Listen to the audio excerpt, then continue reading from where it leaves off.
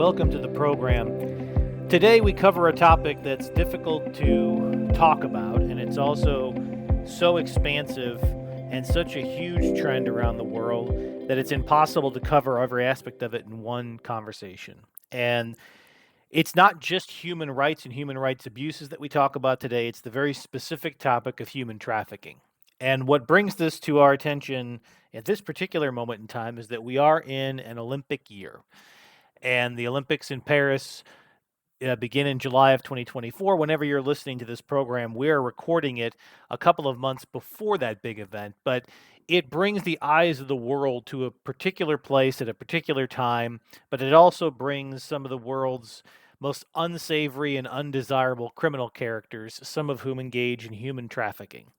But it's also true that sport in and of itself is a source of trafficking. And we explore that topic today with a very special guest to talk about a very specific element of trafficking and human rights abuses. Claudia Villa was nice enough to join us.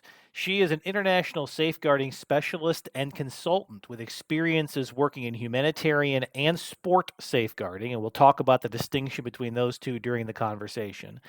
That includes working with international sport federations, national governing bodies, sport governance and management organizations, as well as major event hosting. Those who put on major events like the Olympics, like the FIFA World Cup, and other major global events. As a safeguarding advisor, Claudia ensures that the Center for Sport and Human Rights, who she works for today, that their safeguarding governance systems, policy, and procedures are implemented effectively across organizations that they work with. Claudia also advises on safeguarding best practices across different projects that the Center for Sport and Human Rights is undertaking.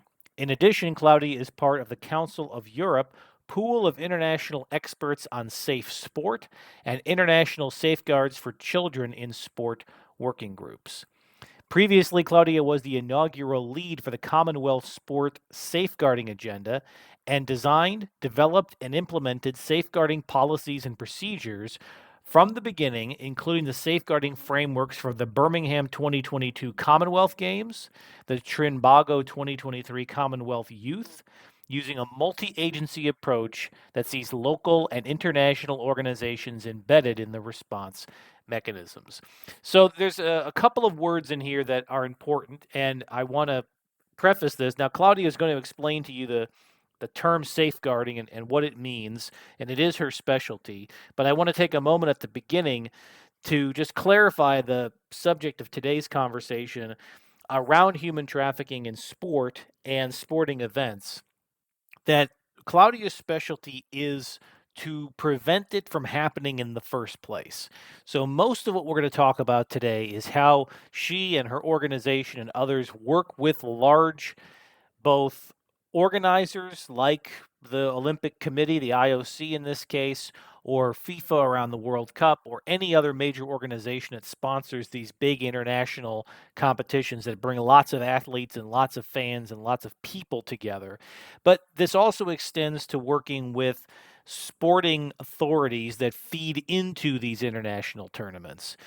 And safeguarding is about preventing the abuses from happening in the first place, raising awareness of the mechanisms of abuse and how individuals fall victim to some of these schemes and scams. And we'll also cover what some of those are. So the reason we're talking about this now in an Olympic year is because we know that there's going to be a lot of attention for all the right reasons on these athletes. But unfortunately, we also know that some athletes fall prey to schemes and scams in some of the underdeveloped parts of the world, as well as some of the developed parts of the world, where they have the talent, but some people are trying to exploit them for their own personal gains.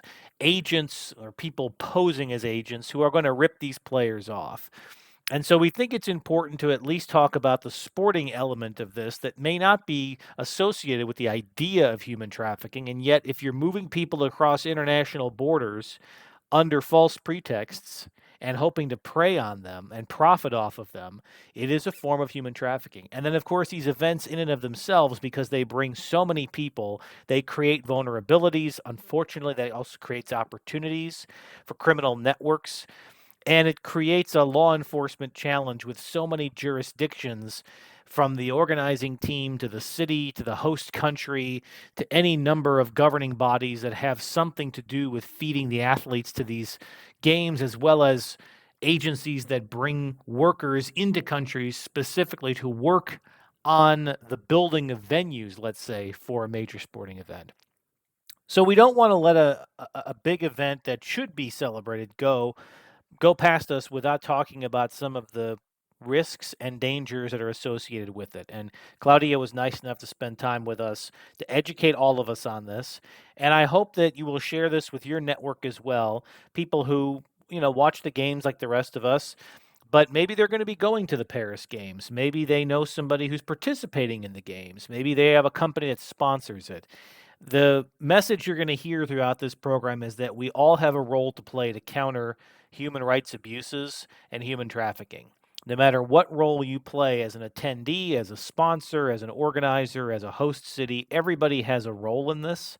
And unfortunately, in past events, this hasn't been prioritized, but increasingly it is being looked at. There's a greater and greater focus on this issue. And hopefully, by having programs like this and contributing to the international conversation, we can raise your awareness of this topic wherever you sit in the world and whatever association you may have with these major events.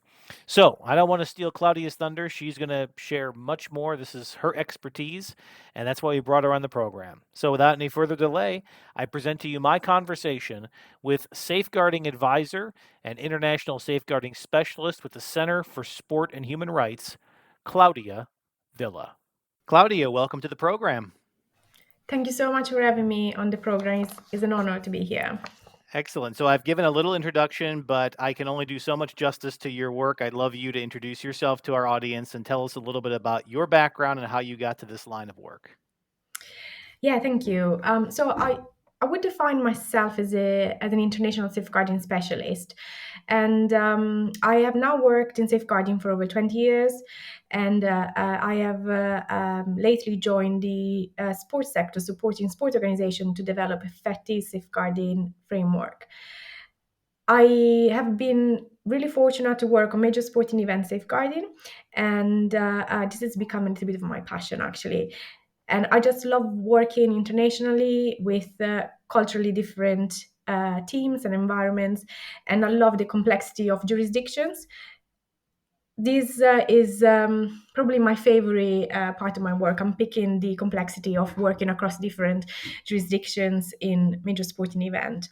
But although now my focus is on sporting event and safeguarding in sport, I have worked throughout all my career supporting refugees and asylum seekers and children who have experienced harm and abuse in other sectors. So I have started my journey in safeguarding with the British Red Cross, where I worked on a program with refugees and asylum seekers, and later joined a program with another charity in the UK, where I have helped young people who were victims of or survivors of human trafficking and exploitation, both sexually and criminal. And this has really shaped my approach to safeguarding, seeing the harm that those people have suffered, the abuse, and really looking through their eyes and see how much they suffered really made me want to make a difference in this work and ensure that I do so for them. So everything that I do now in sport has been shaped by my experience in safeguarding children and refugees and asylum seekers. So I think there's some general awareness in the world now about human trafficking and human rights abuses. I don't know that as much attention has been paid to the role that major sporting events play in both accelerating and exacerbating those concerns. So why don't, at a high level, give us some sense of how you and your organization support. We are only weeks away as we're recording this program from the Paris 2024 Olympics and only a couple of years away from a major soccer tournament here in the United States where I am based.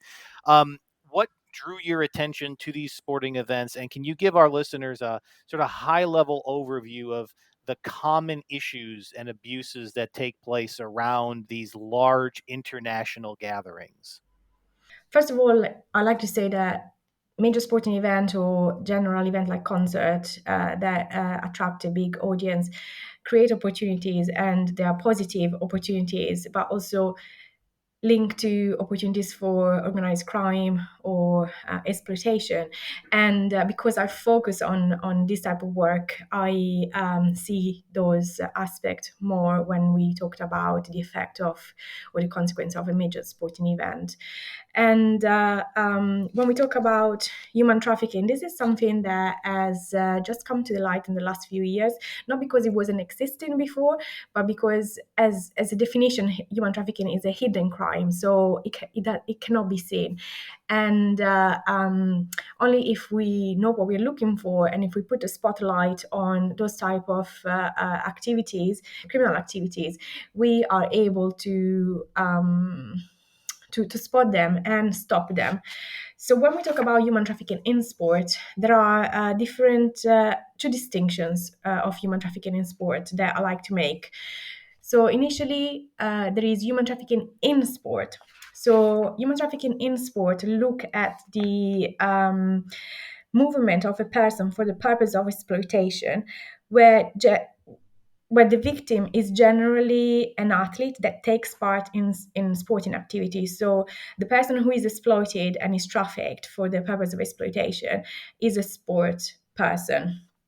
And then the contract could be exploitative. So with a team, the contract could be exploitative, or a person is forced to work without right pay, basically. And then we have another type of human trafficking, which is through sport. And the human trafficking through sport has two strands. One of which does not involve participation of a person in sport. So the trafficking of an individual is made on false promise. So they are recruited and promise maybe a trial with a club or participation in sport, but when they are actually reaching the destination, they're just dropped. So they gain money, or they gain money for the transportation of people, or they are exploited through other means, which could be criminal or sexual exploitation, for example. So they're given false dream, basically, and sometimes they don't even reach the country that they wanted to reach, so they are just sold a dream which is not real. And then we have the other type of human trafficking through sport, which involves work in the major sporting event, for example. So you have exploitation of worker in, let's say, maybe the construction industry, the hospitality industry, or other type of services that are around the major sporting event. And one thing that I like to point out that is often forgotten is exploitation in the supply chain. So when we have mascots or other products that are created around the major sporting event, we need to think who has been working on the production of these um, presents or like little memories that we take home. So is there been a due diligence checks by the organizer of the event to make sure that nobody is exploited in the supply chain? And I've seen this becoming something that is looked at more and more. So I've seen a major change in the last few years in sport, where there is a real ownership of event uh, owner, that they really step up and they want to make sure that the event is clean. So I have to say I've seen that major shift.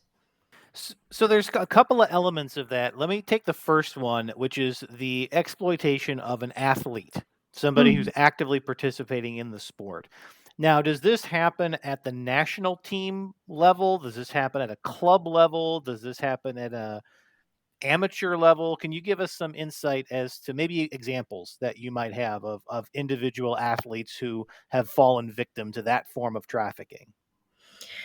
Yeah, I cannot really talk about individual cases, but the methodology is very similar across uh,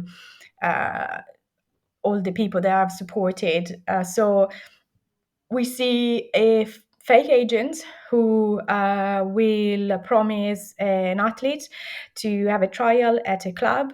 The athletes may become successful in the trial and then become part of a club, so that can be at a lower or elite level. And then a contract is signed, but the contract is exploitative. So the agent, fake agents, will take a cut or a bigger cut of the wage, and the athlete will earn little or no wage. So the contract is exploitative. So that's a type of methodology that is used, and it falls around all the levels. So you can see that at all levels. What would the prevention be specifically for that one? I mean, that again, naive, listening to this for the first time, the instinct is that a club or a national team or whoever is actually recruiting these athletes, they should be able to tell the difference between legitimate agents and those who are not. But is it a community that's so foggy and conflicted that clubs don't pay attention to this, or what would the prevention mechanism be there? Yes, so awareness raising is one of the things that works best at ground level, so at the country of origin where these young athletes are recruited. So definitely awareness raising at that level, ensuring that they spot the sign. And I always say, if something is too good to be true, maybe it is not true, or make sure that you do your due diligence, that you check that the agent is an actual agent. And I've seen again a movement of clubs and a major sports organization really take ownership of the safeguarding of the athletes. And at times, which is not an excuse, but at times the club does not even know that the contract is exploitative because they sign the contract with the agent in good faith.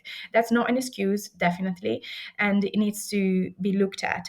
One of the things that can be done, and some organizations do this, is to publish the name or the list of the agents that they trust that have gone through a educational program and recruitment program to become a recruitment agent for those special sport. But definitely awareness raising and ensuring that you know where you're being taken, you know that the club is expecting you, that you have a trial, you understand what the contract terms are going to be, and be vigilant, really. So yeah. Do you see this? Let's use the Olympics as an example.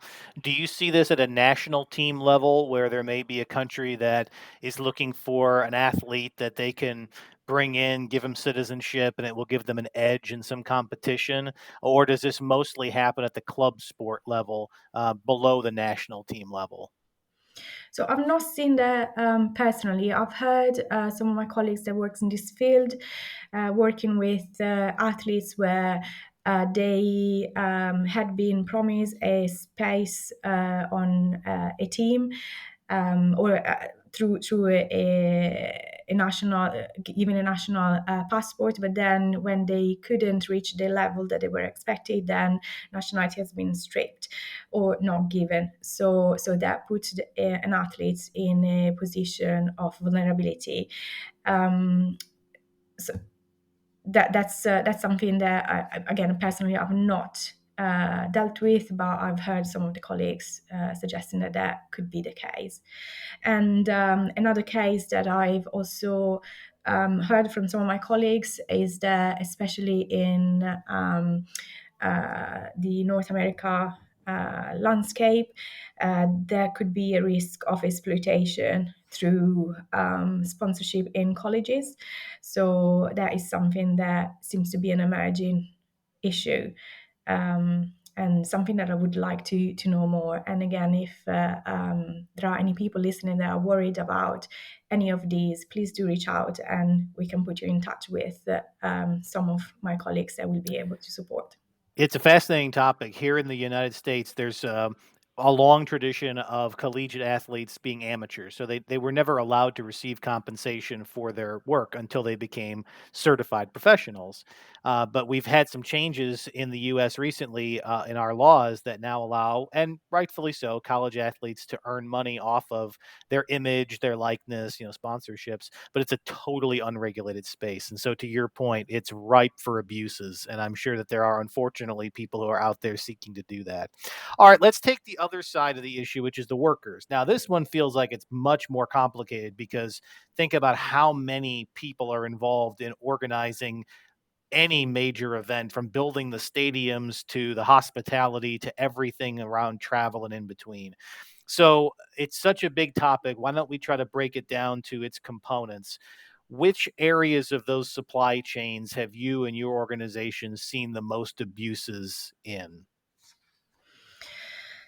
So again, it's really hard to say like which area are or are more subject to abuse, because again, like it's a hidden crime, so it tends to be hidden.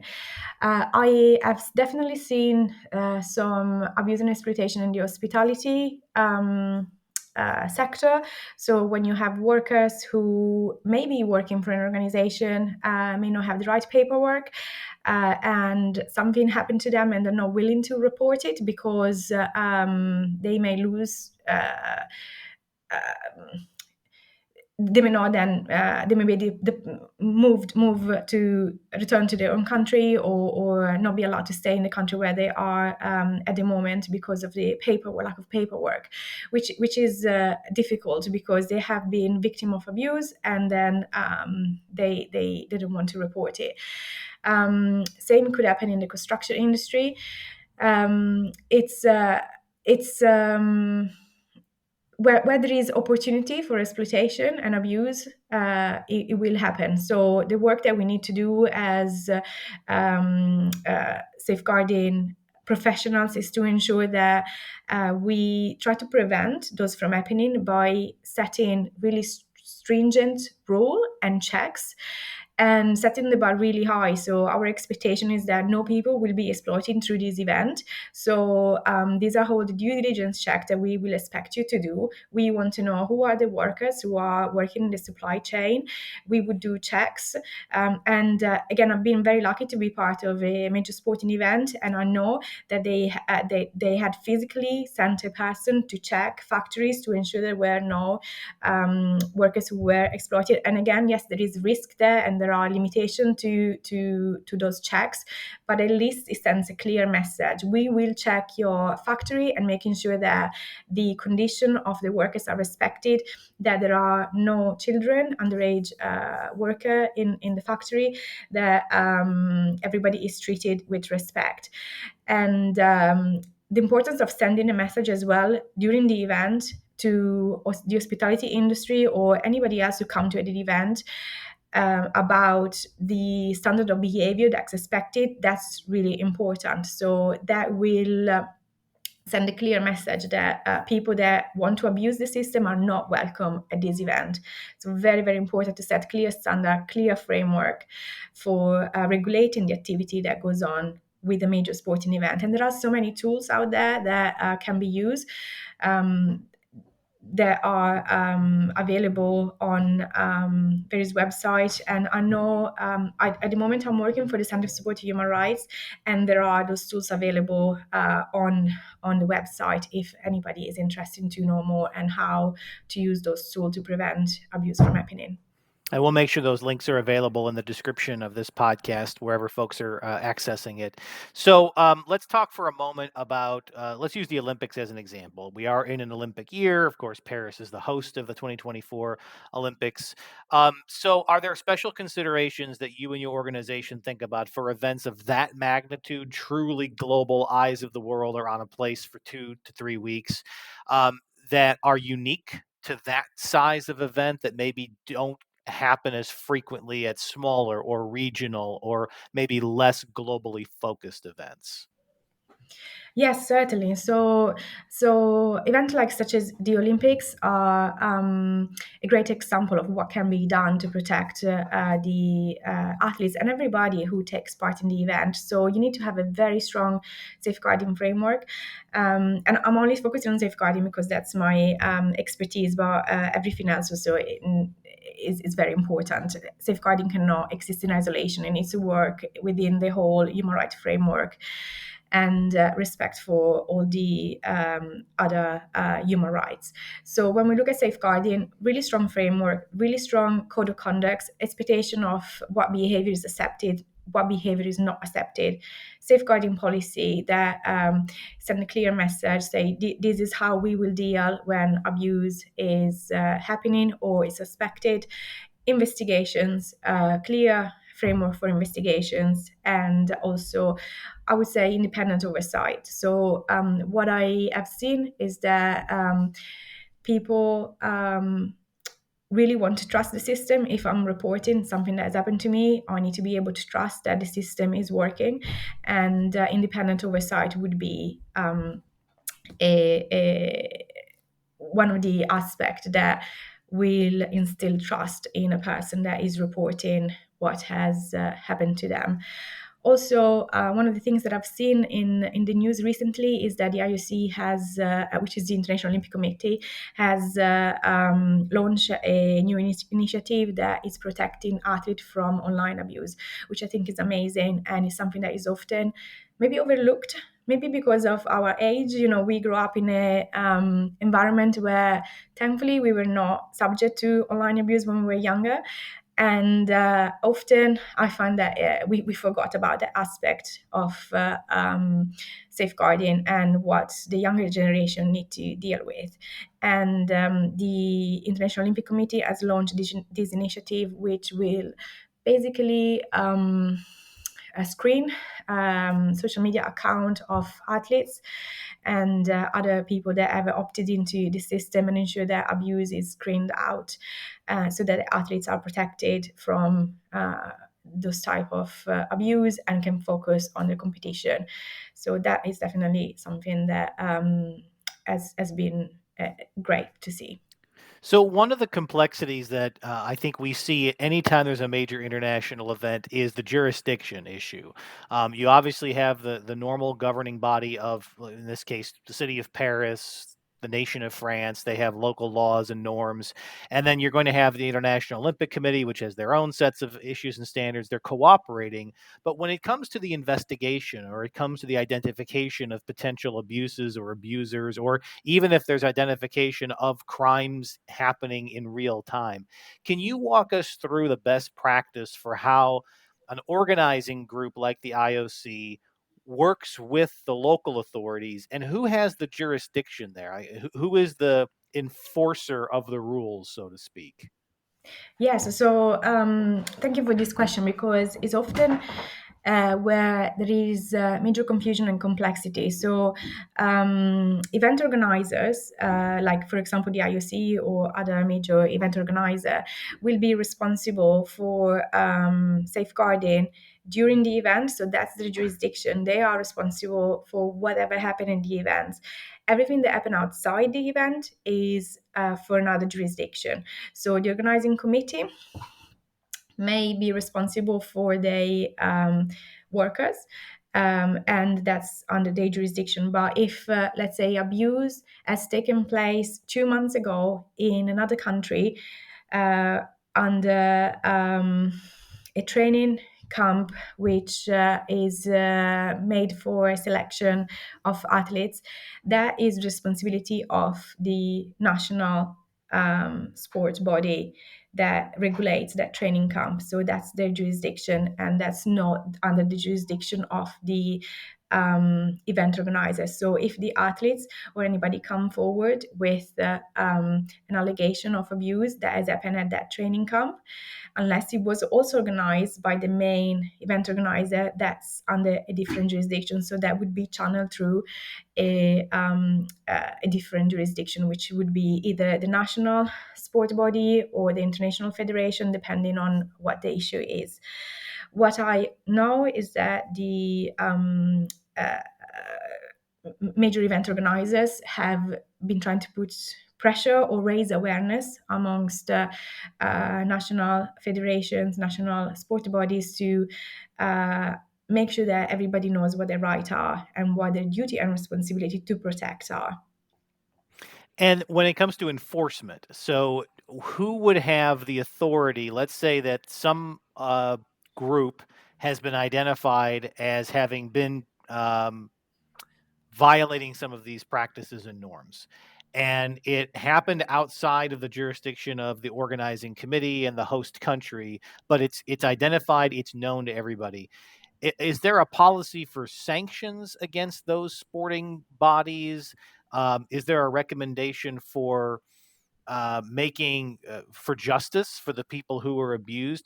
Once abuse is identified, I guess the question is, how does an organization like yours or others go about enforcing the policies that have been set forth, and then working with those governing bodies going forward to stand up new safeguards to prevent that from happening again? What does that process of adjudication look like? Yeah. So that process will have to feed into the jurisdiction. So whatever jurisdiction is responsible to investigate the abuse will also be deciding what sanctions, if any, will be how do you say, like will be attributed. So so it will all follow the line of it, the jurisdictional environment. So that's what is quite complex in the sports sector, because people think that international body can intervene, but really, like, it follow a very clear line of jurisdictional responsibility. So unless the jurisdiction who is responsible intervenes, other jurisdiction cannot intervene. There are international bodies that can exercise pressure on ensuring that those people who have been abused, if there is no system in a country where abuse has happened, are brought receive some kind of remedy, which is very important. But we need to make sure that the line of the jurisdiction is respected, which can be complex and frustrating at times, because some countries have really good systems to safeguard anybody who suffered abuse, and some countries unfortunately do not have really strong system. So it's not ideal, and there is no international body at the moment that can do that. So let's talk about an event itself. Once the event is underway, so again, we'll pick on the Olympics again since it's the event of the year this year. There's obviously a ton of events that happen adjacent to the Olympics. So the IOC may have its policies and procedures, and they're working with local authorities for any official Olympic activities. But as you know, every sponsor in the world organizes different parties and gatherings and things that are outside the formal jurisdiction of the IOC. They might be happening in the country, in the region, away from the stadiums and away from the formal opening and closing ceremonies. So, are you able to advise countries, host countries, on policies to implement outside of the official activities as just a part of their normal framework, or does that fall also on the country itself to take on those policies and implement them independent of any major event that might be taking place?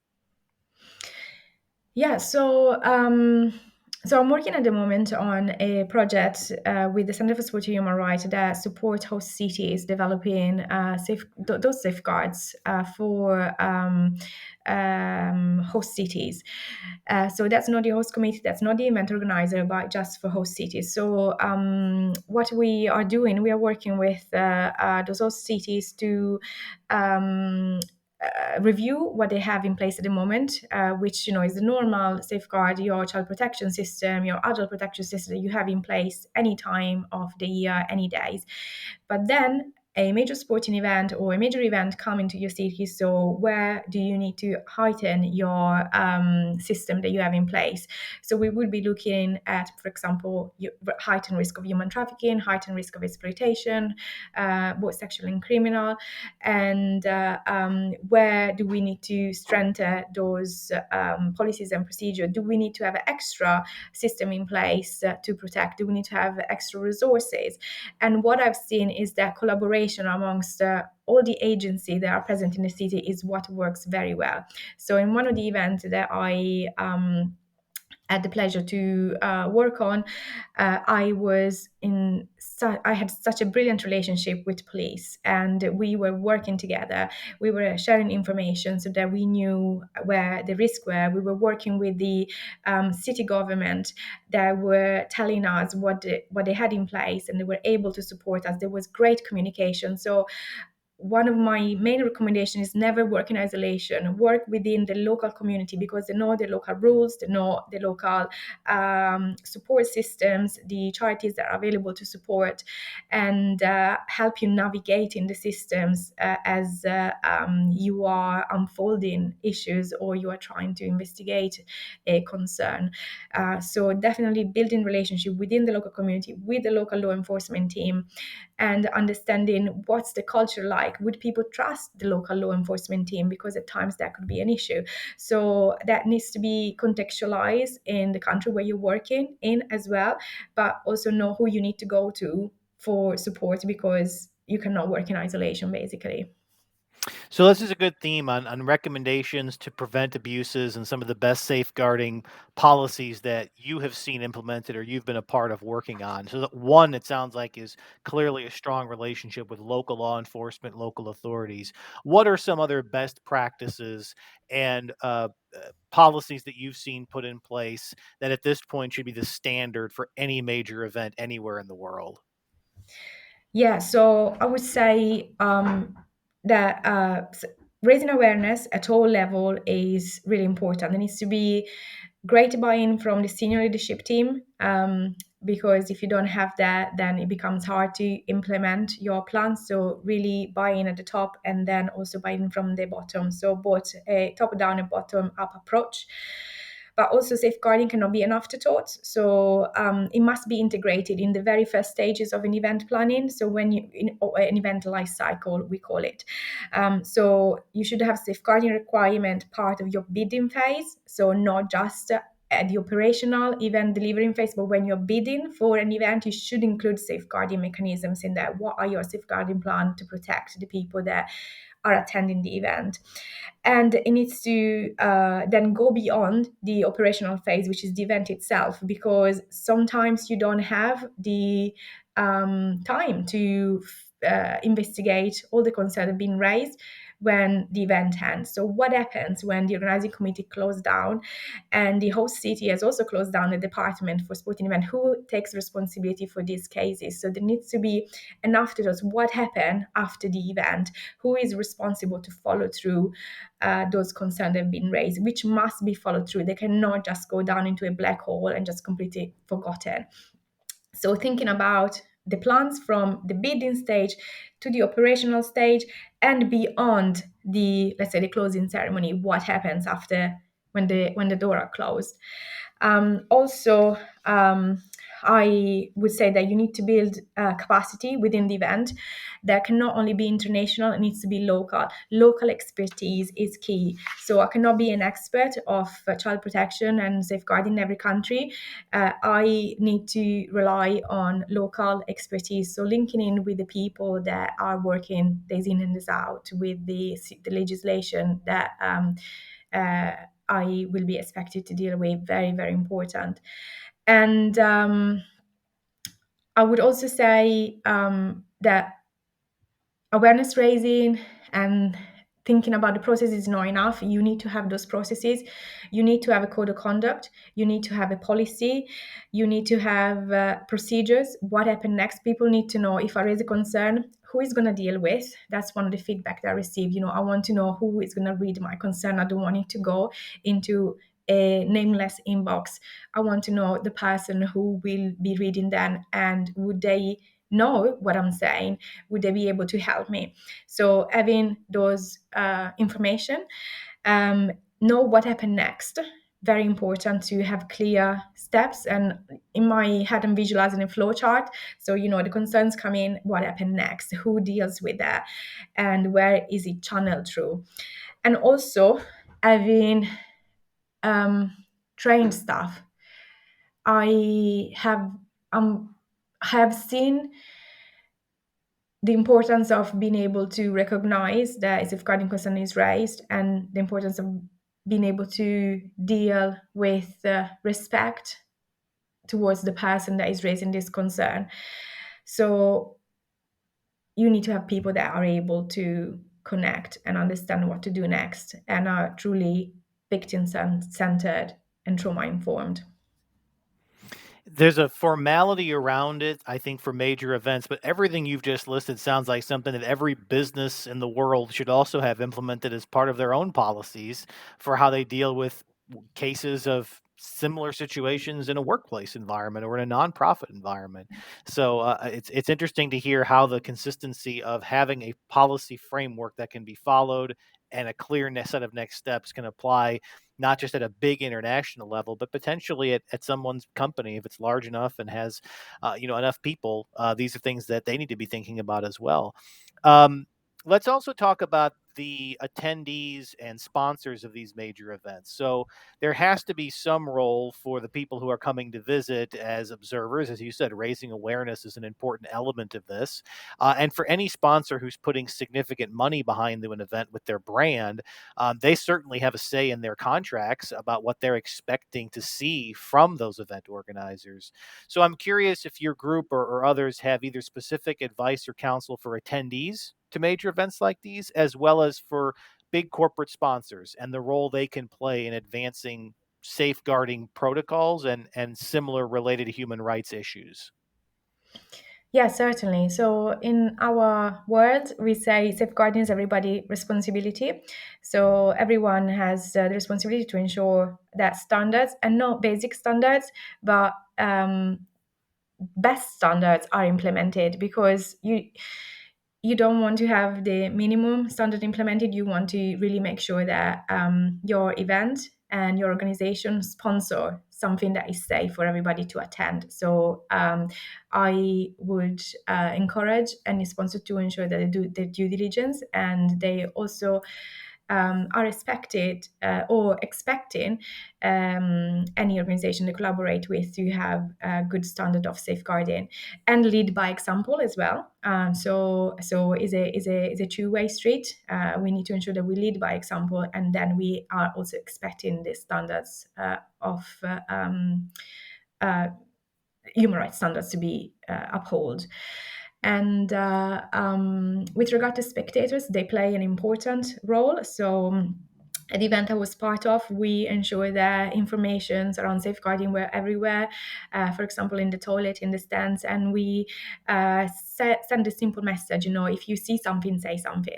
So it doesn't have to, you don't have to know what child abuse is, what forms of abuse are there, but if you see something that doesn't feel right, please come forward and say. And that was great because we received reports from spectators, and it involved spectators in being those eyes and ears. The safeguarding team is usually very small at this event, if it exists at all, and you need to make sure that everybody are involved, and they can be the eyes and ear on the ground and report, help identify those things that don't quite feel right. So report if you see something. Now, is there any indication of when you have major sporting events like the Olympics or the upcoming FIFA World Cup in 2026 or any other event, does organized crime get involved in accelerating issues around human rights abuses and trafficking when they know a major event like that is coming? Or do these tend to be more localized or regionalized criminal networks or individual criminals, I suppose? Have you seen a trend one way or the other, whether these are big international operations or smaller local issues that local authorities should already have a handle on? I cannot see I've seen a trend. I can see I've seen a bit of both. Um, definitely working with some of the local authorities, they already knew what were the hotspot or the areas that could potentially have an increase activity, illegal activity happening.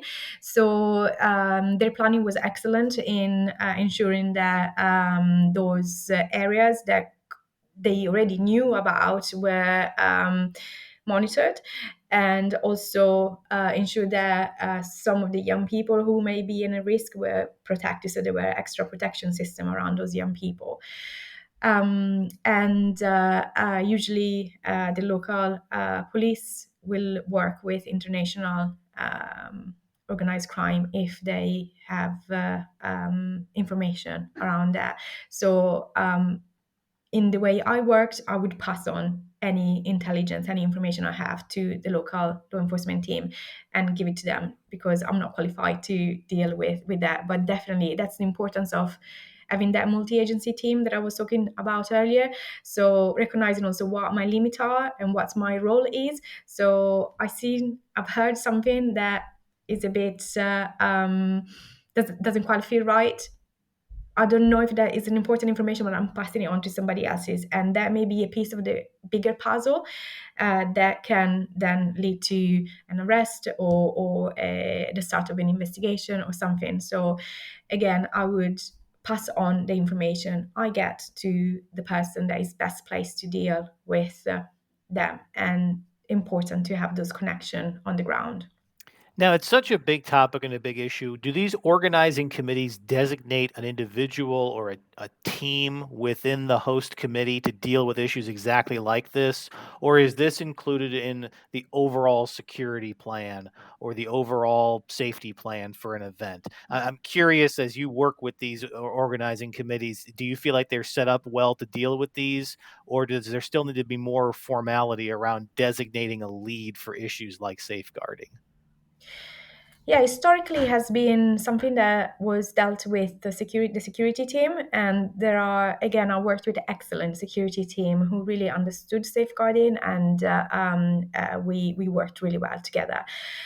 Recently, I've seen the shift in sporting events where also a safeguarding team or a safeguarding lead is appointed, which is what I would recommend any organizing committee or event organizer does, because they bring a different lens. So security will look at the security lens, obviously, and the physical security of the individual attending the event, while safeguarding as, I would say, more caring lens. So we are trying to be able to speak in a trauma-informed way to people who have been affected by abuse or witness an abuse. And we would use a person-centered approach, which I'm not saying security team does not do, but I think the safeguarding team will bring a additional value to how we deal with potential cases of abuse. And yeah, so I've seen that shift, that additional resource that's been brought in event, which I think works really well together with security and safeguarding, and they're both important. You cannot have either or; you need to have both. So we have a major world event in my part of the world, North America. Will be hosting the 2026 FIFA World Cup in a couple of years. It's a joint bid between the United States, Mexico, and Canada. So I assume this is going to bring new challenges, because an Olympic Games in one country is a big enough challenge. A major international soccer tournament spread across 3 nations in one region is a whole nother set of challenges. I believe you are on the beginnings of working with that committee on some of what we've just talked about here. I'm curious, from your point of view, what are some of those challenges that you're thinking about, and that we, as folks who are living in these countries, perhaps should keep an eye on, and try to keep some interest in as the next 2 years play out and this organizing continues. Yes, so I have started to work with my team at the Center for Sport and Human Rights with host cities, some of the host cities, not all, that are hosting the FIFA World Cup in 26. And one of the challenges is certainly jurisdiction. So having in three countries, requires really, really clear boundaries and establishment of a jurisdiction. So you would have the FIFA jurisdictions, and then you will have the local jurisdiction, and then the organizing committee jurisdiction, plus all the other countries' jurisdiction that comes into the tournament. So having clarity over who does what when, very, very important. So we will be unpicking that. And also, you might have people that travel across the different countries to as fun or athletes or whatever to see different tournaments. So what do you do if something is reported in one country that's happening in another? How do we manage that issue of jurisdiction? So again, really clear boundaries and procedures of what to do next. So that would the role that I'm having is to support our city. So I'm not responsible or I'm not involved in FIFA jurisdiction, as it says, but we will be working very closely with them to ensure that we have a collaborative system, and again, do not work in isolation. As I said before, safeguarding cannot exist in isolation. It needs to be a collective effort. And with regards to your other question on what can you do as the people on the ground, is I would say, like, my message is very simple. If you see something, say something. So if something doesn't feel right, probably isn't right, and report it to your local authority, the police, or anybody who you trust and know what to do next. So ensure that you report it to somebody that will act on it. It brings up a good question. You mentioned it earlier, and we sort of breezed past it. But as we wrap up the interview, I don't want to end without touching on it. You had mentioned there are some countries, some regions in the world where local law enforcement is not trusted by the population. So we have to acknowledge that that is a reality in some places. What would be your counsel then in places where perhaps the local authorities are not available for you to report? Is there an alternative group? Is there a international group? I mean, what would be someone's alternative if they don't trust their local or state law enforcement? Yeah, so when I worked internationally, there is always a local charity that people may trust, or an international charity that people may trust, who may be able to support and give information about who to report the issue. I think the importance is to give people options. So you give people the information so that they are able to make an informed decision. So you give them also the option: you can go to the police, you can go to this organization, but this is what will happen next. You can go to this other organization, this will happen next.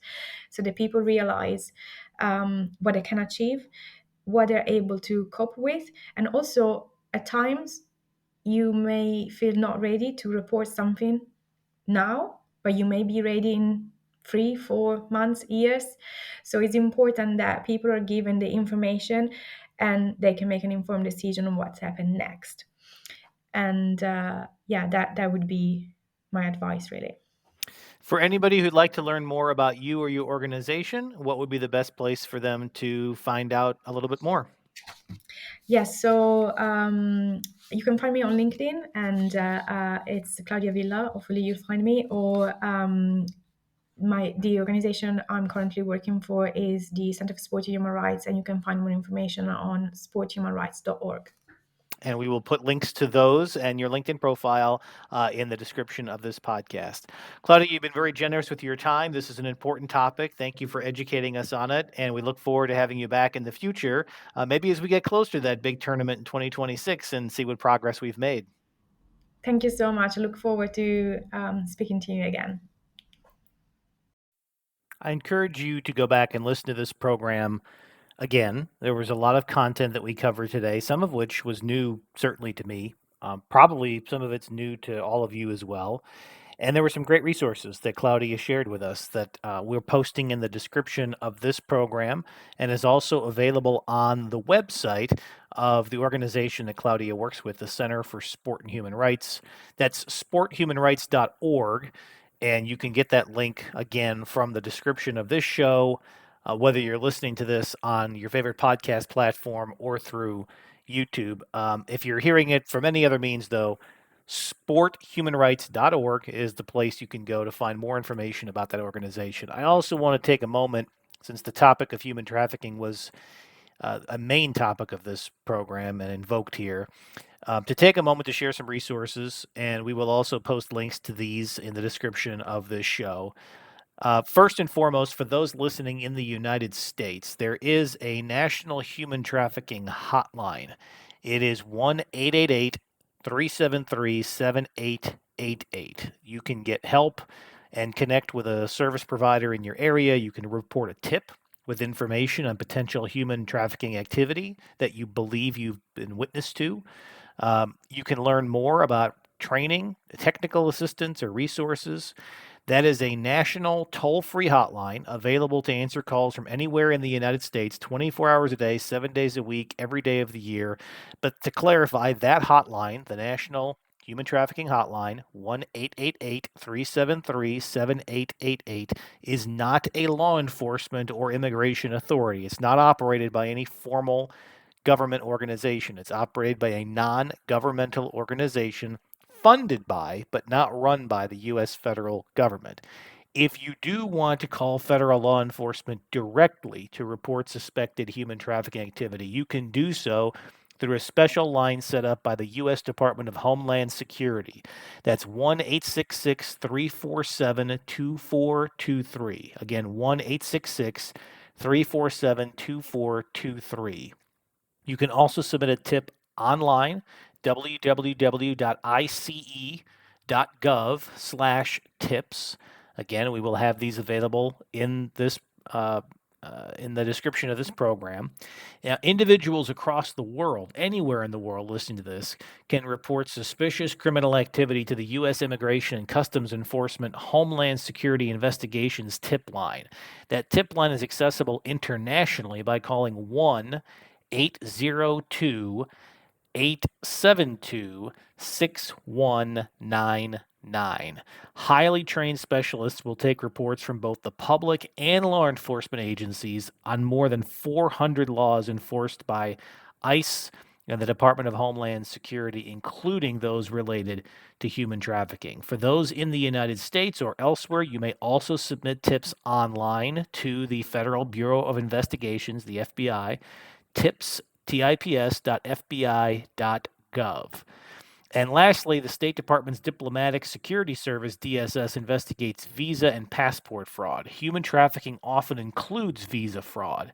As a result, the State Department's Diplomatic Security Service works with U.S. and international law enforcement partners to investigate these crimes.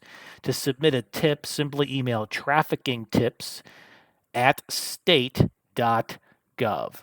And two additional resources I want to pass along. One is related to the U.S. Department of Labor, Wage, and Hour Division. That number is 1-866 487 9243 for cases where labor exploitation may be present, but does not necessarily rise to the threshold of trafficking. For alleged trafficking committed through fraud, the U.S. Labor Department's Office of Investigation hotline is 1-800 347 3756.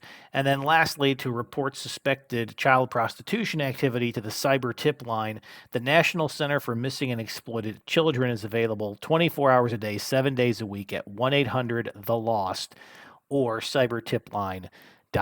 The congressionally authorized cyber tip line is operated by a non-governmental organization and provides a means for reporting crimes against children and is staffed 24 hours a day, 7 days a week. All of these resources will be linked in the description of this episode, wherever you're getting it, whether it's your favorite podcast platform. You can go to YouTube, and we'll also have these links on this show on my website, brianjmatos.com. Thank you all for listening to this program. I hope you will subscribe to this show to get more episodes like this with global experts like Claudia and others. And we have additional episodes that are to come in the weeks and months to come. So stay tuned. The best way to know is to subscribe. That's the best way to know when the next episodes come out. So anywhere you get your favorite podcasts, Spotify, Apple, iHeartRadio, Odyssey, any of your favorite podcast platforms. And of course, subscribe to our YouTube channel. You can find me by simply searching Brian J. Matos Podcast on YouTube. Thanks again for listening. And as always, I invite you all and encourage you all to stay curious.